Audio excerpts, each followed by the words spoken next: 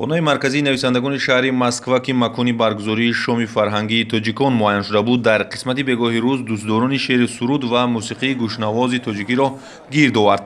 Дар даромадгоҳи Толор меҳмонон нахуст аз мусаввираҳои инъикоскунандаи манзараву мавзеъҳои тамошобоби Тоҷикистони офтобрӯя, ки аз ҷониби як нафар рассоми ҷавони рус ба намоиш гузошта шуда буд, дидан намуданд. Здесь картины на этом празднике не случайно. Коллекционер, москвичка Юлия Вербицкая, которую я сегодня здесь представляю, собирает эти уникальные картины уже давно.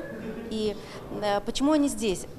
Если вы заметили, эти все картины таджикских художников и о Таджикистане. Она этим самым хочет показать, и она давно этим показывает, что русско-таджикская дружба, и ничего не потеряно, культурное наследие не потеряно. Картины это отражают таджикский быт. Кстати, я 10 лет прожила в Таджикистане, поэтому для меня это тоже праздник. сипас дар оғози чорабинии фарҳангӣ ки ба 25-умин солгарди истиқлолияти давлатии ҷумҳурии Тоҷикистон бахшида шуда буд, сафири фавқулода ва мухтори ҷумҳурии Тоҷикистон дар Федератсияи Россия Эмомиддин Сатторов ба сухан баромада ҳозиринро хушомадед гуфт ва мақсади ташкили шоми фарҳангии тоҷиконро дар шаҳри Москва муаррифии суруди мусиқӣ, таҳлили шеъри баланди тоҷикӣ ва ба ин восита боз ҳам мустаҳкам намудани риштаи муносибатҳои фарҳангӣ байни кишварҳои ба ҳам дӯст арзёбӣ кард. меҳмони чорабинии муовини вазири фарҳанги Федератсияи Россия низ зимни баромадаш ташкили бештари ҳамошоҳои фарҳангиро дар доираи ҳамкориҳои дуҷониба манфиатнок ва санъати тоҷикро нотакрор қайд кард. чорабинӣ бо қироати шеърҳои шоирони бузурги тоҷик ки аз ҷониби ровиён ва шоирон бо ду забон русӣ ва тоҷикӣ хонда шуданд идома ёфт. нотиқон дар зери навозишҳои навозандагон аз иҷодиёти классикони тоҷик бо лаҳни бурои дилкаш беҳтарин шеърҳоро пешкаши тамошобинон гардониданд. Восхитительный просто вечер.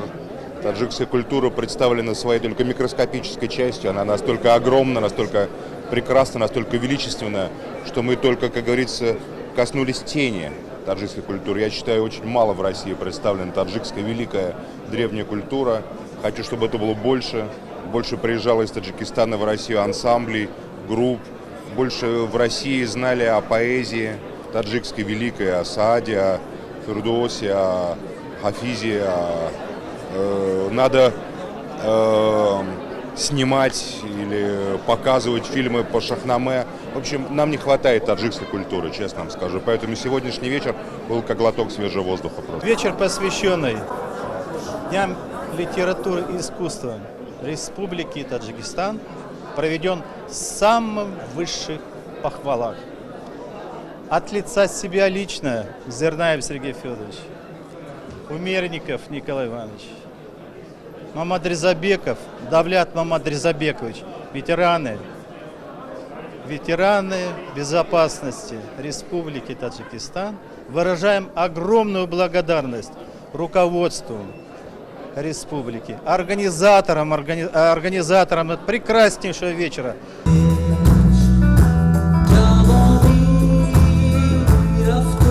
дар навбати суруду мусиқӣ низ аҳли Толор бо эҳсоси баланд ҳунари санъаткоронро тамошо карда ба хубӣ пазируфтанд.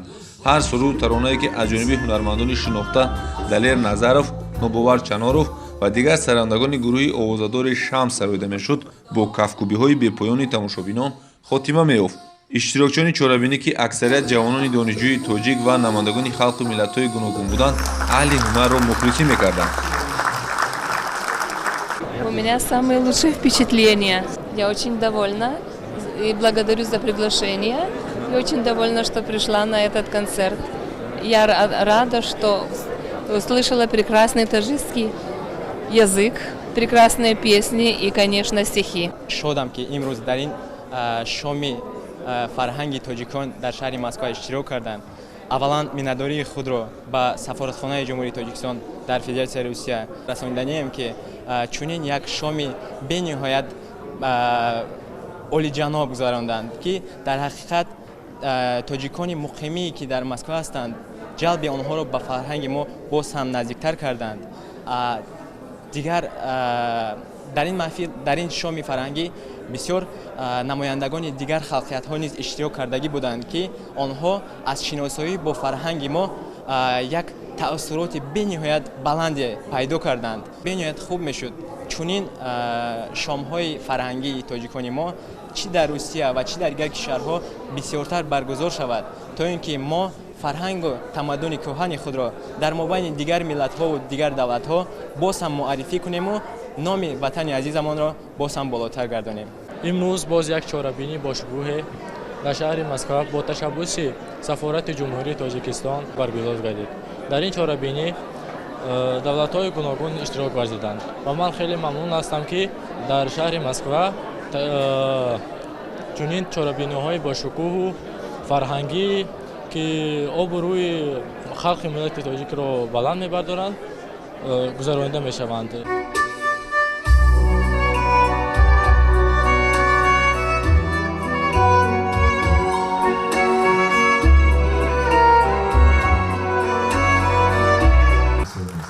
ҳунармандони шаҳри Москваи Федератсияи Россия низ бо пешниҳоди сурудҳои ҷолиб, ки аз эҷодиёти шоирони муосири тоҷик оҳанг баста шудааст, ҳамоишро боз ҳам рангин намуданд.